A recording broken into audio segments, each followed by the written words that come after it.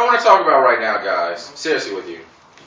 How many of you motherfuckers ever just had that time when you like went to college?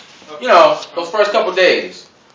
You just like, whoa! Whoa! Fuck parents! Whoa! You start going crazy and shit. You start running.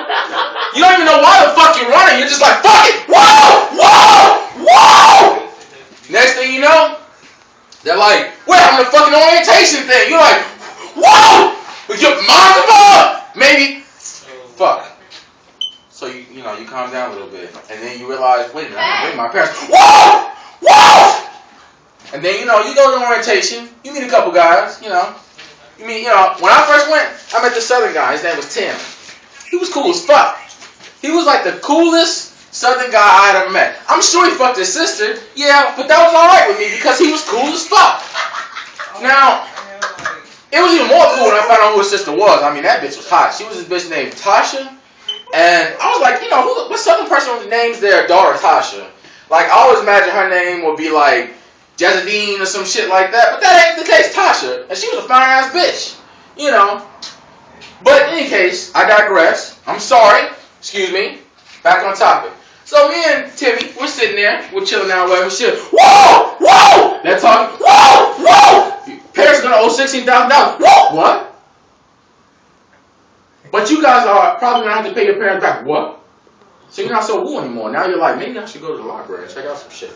So I went to the library. I was like, let's go see what the library is like. You see like Asian kids in there studying and shit. You're like, yeah, fuck that shit. They're like, work study. You're like, what's work study?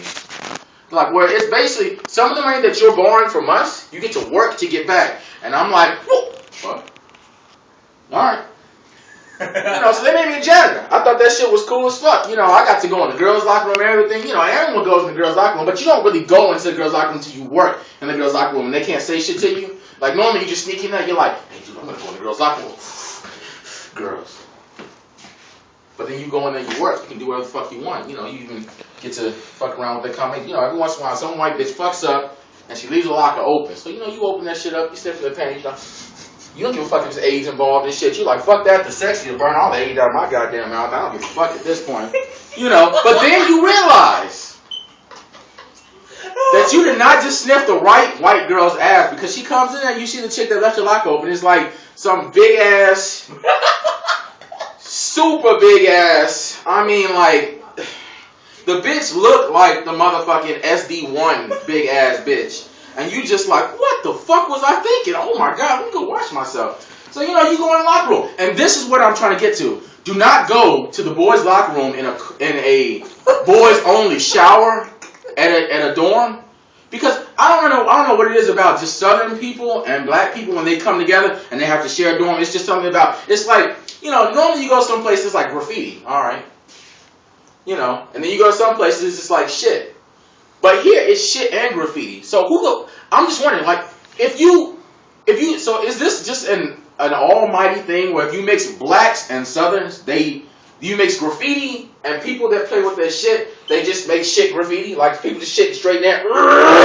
Fuck yeah! Fuck it! Fuck it! You know, they can draw a picture of Jim, it's like the Mona Lisa, like, you know, and you just wonder to yourself, like, why, wait, how much, why do you have to draw even his, like, you know, his nipples perfectly? I don't know how he did that. But to just use a piece of shit, you know, and, you know, another thing about Vincennes University, if you ever go there, you know, you eat that Tecumseh Hall, you eat that motherfucker 365 days a year, as long as you're living there, it's free. You wish it wasn't. You wish that they forced you to pay to eat it so you had a reason to not go. But it's free, so you gotta go. Because your parents don't always send you food to eat. When they do, you just like, whoa! Whoa! Yeah! I have to eat that shit! Oh my God, thank you God! You like fucking POW. Oh, thank you God! But, you know, when you do have to eat there, and I pray to God you never do, in the beginning, it's alright. You walk in there, you know, they got the cereal line and shit for breakfast, the toast and all that special shit. Afternoon, they got the pasta, you know, American, and for some reason, a delicacy from another country. I don't know which country they went to, but I've never heard of a pizza salad. You know, you got a pizza, right? Like, it's like a pizza thing, a pan thing, right? But it's salad on it. And you just like, so wait, am I supposed to eat healthy? Or am I just supposed to be fucking myself? I don't know if this is fucking myself or eating healthy, but I tell you what, it sure the fuck didn't taste good. What the goddamn? And when I got through shitting it out, I know it wasn't nothing good that came from that. So the fact that this gentleman could write fuck Jim and draw Jim just made me feel like this man must be spectacular. So I looked for him. I couldn't help it. I had to look for him. I went to every room. I knocked on it or whatever. Sometimes I was scared because some rooms just had big guys in it that, you know, you get a little uncomfortable with. Like, black guys always got a lot of balls, especially when you from Gary, you go to Vincent's. Like, you go to Vincent's, you're like, yeah, I'm from Gary. Oh my God! They jump in the car and shit. You know, some even the guys who call you nigga or whatever shit, because you're going to get nigga in like the first 10 seconds of being down there and shit. I remember I was down there, before I even got to orientation, it was just like, nigger! Screech! Screech! Screech! And I'm just like, I'm a nigga? What? Oh! You know, you laugh about that shit because you don't give a fuck. It's not until like November, after you've been there from September to November, that you start to go, alright, this shit's getting a little out of hand. Nigger! They just start taking off this shit. You like, fuck it. You know, we all developed the policy. We just carry rocks in our pocket. Guy goes, nigger! Ah! Crashed into an old lady. I didn't mean to get that bitch involved. She just was walking. That's not my problem, though. It ain't Sunday. Why the fuck are old people out? That's another thing. Why do old people even come outside their houses when it's not Sunday? What the fuck do they have to do? I mean, other than going to church, eating, and consuming resources, what do old people do? I don't get it. But I tell you what. Damn, my cigarette ain't fucking lit anymore. That's fucked up. But I tell you what. The last old person I saw walking outside of his house, and it wasn't a Sunday, I felt like a police officer for the first time in my life. Now, I don't normally like the police. Not because I'm black. Not because they stop me and they give me tickets for lame bullshit like my blinker being out. Even though I didn't know it was fucking out. Not just because I think that most pigs are assholes. It's just because the way they talk to you, it's like they desensitize themselves from humanity. They literally come up, they're like, I'm better than you. Yeah, hey, you. I need your driver's license. You don't have, oh, fuck you. You're going to jail. You get fucked. You know. But that's, like I said, I'm digressing again. You know, I felt like a police officer for once. So I walk up to this old guy and I'm like, hey, you know, what are you up to? He's all like, why do old people talk like that? They talk like they're trying to get that gum back in their mouth, but they can't get it there all the way and shit. It's like, we should just get glue and gum that shit to these motherfuckers or something like that. Or get like a special aid called the gum guy who either talks with them or keeps their gums directly in place. Because it's like, without that teeth gum shit, the dentures right in place, they just don't know what the fuck to say. They're just like, it's like they're taking time to think. They're like fucking DSL, they're loading. They make that fucking sound. You remember that sound when DSL was out? I remember it. But, you know, that's what they're like.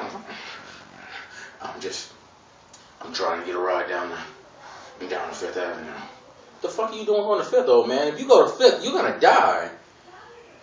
No, I've been living here for 60-something years. And then you realize something. If this motherfucker has really been alive in either Vincennes or Gary, Indiana for 60 years, this is obviously a badass old man. And you know, if you take the time to look at some old people, you look at their arms and shit, you think they're weak, right? That ain't the case. I just want to get on that right now. The reason why old people are old is for a reason.